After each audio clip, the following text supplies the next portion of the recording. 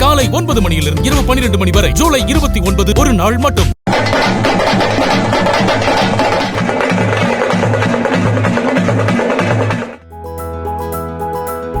திருவாரூர் மாவட்டம் திருத்துறைப்பூண்டியில் நெல் ஜெயராமன் பாரம்பரிய நெல் பாதுகாப்பு மையம் சார்பில் வருடாந்திர தேசிய நெல் திருவிழா மாட்டுவண்டி ஊர்வலத்துடன் தொடங்கியது. பாரம்பரிய நெல் ரகங்களை மீட்டெடுக்கும் வகையில் நிகழ்ச்சியில் கலந்து கொண்ட 1000க்கும் மேற்பட்ட விவசாயிகளுக்கு 174 வகையான நெல் ரகங்களின் 2 கிலோ விதைகள் விலையில்லாமல் வழங்கப்பட்டன.